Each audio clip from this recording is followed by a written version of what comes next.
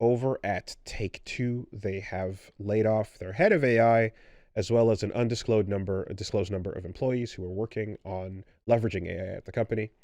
So it seems like Take-Two has reversed course and changed their That's mind good. on. Shame about the folks who got fired, but It's interesting because most of the time these stories are often about, like, people are getting fired and replaced with AI, and in this instance, the energy is changing, and the hiring up of an AI team is actually getting let go here. So, yeah, whatever their thoughts are on this, seems like they no longer believe in it. You know, good. do they know something that we don't know, or do they know exactly what we know and have I been think they know saying exactly what we know. what we've been They just talking saw it about happen in front of them. in real time? Yeah. Um. It also, I imagine, would be, considering how much I think GTA is gonna clash up against AI when it does drop. I wouldn't be surprised to see them distancing themselves as much as possible. In that same vein, Nexon CEO came out and said that Arc Raiders was a Trojan horse to prove that controversial AI tools can build AAA hits with smaller teams. This is the funniest possible statement to come out after we covered, I think it was last week or maybe the week before, that Patrick Soderlund was like, yeah, the AI wasn't very good and it didn't really help all that much, and we're replacing it because it's not good. like, like the guy who made it was like, wasn't, and then his boss was like, see, I told you. It's like, Well, like, so this, for what it's worth, like, this is coming off of a call that they did, with investors and so on, and it's just weird that it's framed this way, but essentially they're getting at the idea that they used more AI in development here than initially was let on, and they used more procedural tools, they used more tools with content creation, et cetera, and wanted to show that now that it's successful and everything's working out, that haha, you can use it to make a successful game, and then you can do yeah, this. nothing And about that game success has anything to do with the tools that were used. um and lots of bullet points here basically underlying the thing that I think I was saying some time ago, that there's going to be stuff that's going to drop where you're going to like it and find out after the fact, and it's going to continue to be the case. And then there's going to be stuff after that where you just never find out, because we live in that world now, right?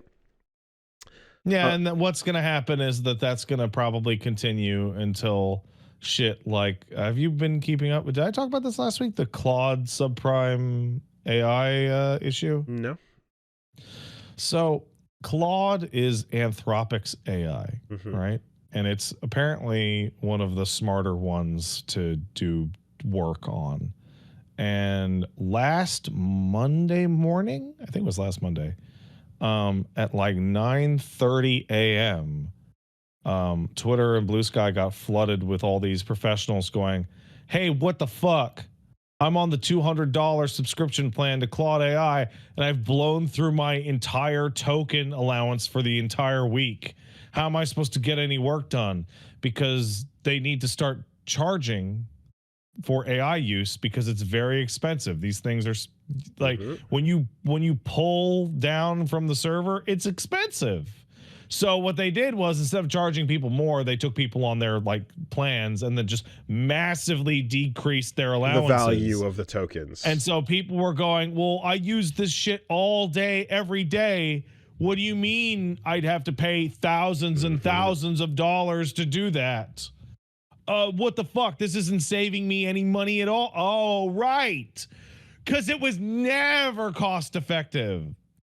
It also has a problem of, let's say you use ChatGPT for whatever, and it actually can throw down a fairly useful amount of work for you, right?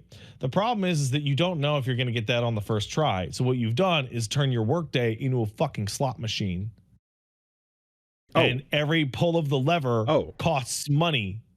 Is this email going to be properly formatted? No. Is this email going to be fuck. Is that I'm going to just write it myself. I'm out of tokens. Well, I was about to say they made the most important step right off the bat, which is you've turned your cash into tokens. You've already created your game currency, and the value of that currency can change according to whatever the fucking market is doing. The whole game industry that's using these AI tools is using them at like massively at loss leader prices. Onboarding right? prices. Because everyone's trying to become the AI that rules them all. But when they start charging it, hey, guess what? You know what's actually going to be cheaper? Having a fucking staffed, salaried professional just fucking do it. What was the exact wording? I think I saw a phrase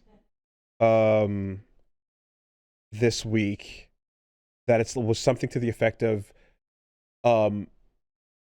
creatives have had a monopoly on output, and now it's in everyone's hands, or something to that effect. And it was like it was so insane, because the idea was like people who sat and thought about things and then did those things had a monopoly on the ability to convert their ideas into reality. But now those ideas are no longer being gatekept by, you know, learning how to do the thing and doing it. You know, Wooly, you know what all this reminds me of? I moved to British Columbia in 2022 at the tail end of what I would call the pandemic bursts, end of lockdown, you know, end of the mask era, etc. And I introduced myself to my new neighbors as a guy wearing a Trogdor or fucking video game shirt, and said, "Oh, what do you do?" "Oh, I have a podcast." And I saw my neighbor's fucking face go, eh.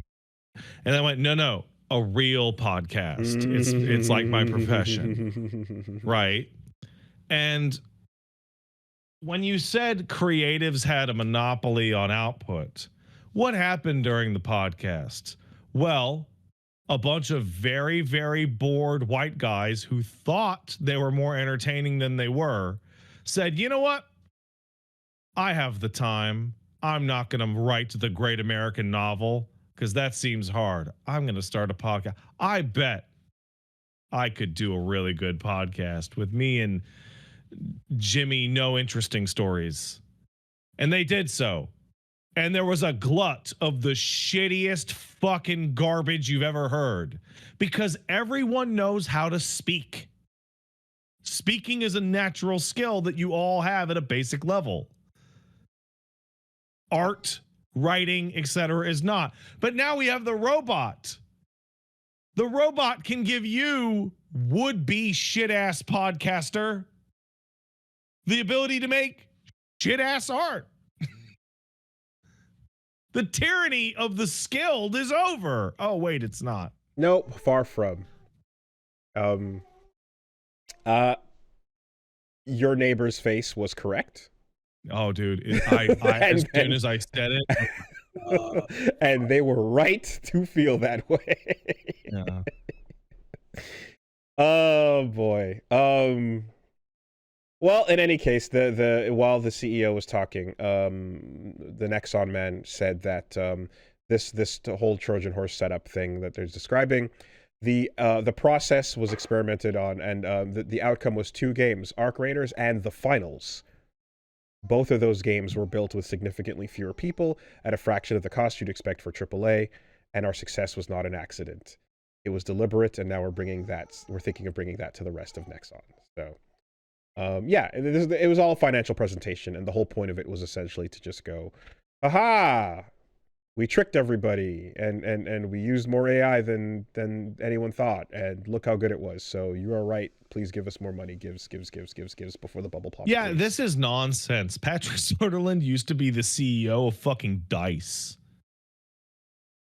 The guy used to work on fucking Battlefield. Like, the person giving like the team that they have over there knows how to fucking make video games. the CEO in question here was Jung-Hoon Lee.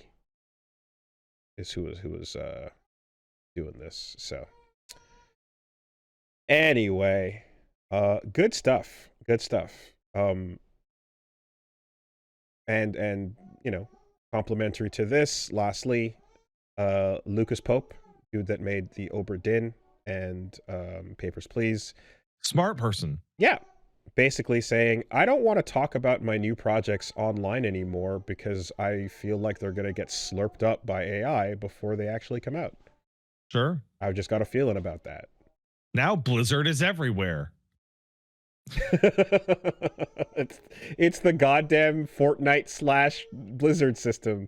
For those of you who are unaware, one of the keys to World of Warcraft's success is that they had such a good dev pipeline and they had so much staff and so much money that they would see features announced for other MMOs and be able to integrate them into WoW before those games even came out. But to be fair, Fortnite replaced that in modern memory. And and hence the Apex stealth launch, you know, which they still managed to throw in a ping system and everything after the fact, within 2 weeks, I want to say. Yeah, Obra Dinn, man, you're a smart guy. You make smart guy games. You keep that close to the chest. It is. I am realizing that with our current industry release cycle, we will start to see things that are, well, I mean, this already happens where like a trailer will be announced for something, and then a fucking asset flip ass piece of shit will get thrown up on Steam for whatever can cash in on that idea, right? Or you might just get your Skullgirls Deadly Airport style, Skullgirls 2 Deadly Airport style release on the App Store. But there's going to be games where a trailer comes out, and as the trailer is wrapping up, people are throwing prompts in to get some shit uploaded online, and if it's a higher profile game or something of note from somebody who's got a lot of eyeballs on it, there's going to be a real problem with how much information is put out about something interesting before it comes out, because it's more hostile than ever with the slop going up on Steam. You know, ripoffs used to be so charming. You can finally try playing the great genius Kojumbo. Everyone knows Kojumbo Genius. Yeah, like fucking, you know, the AI is not going to come up with Deadly Airport. You know, that shit needs to come from the heart, man. It needs to come from someone who doesn't understand what the fuck they're looking at, but approximating what they think people who like this game might want to see. Sucks. What was robbed from us that they were robbing from other people.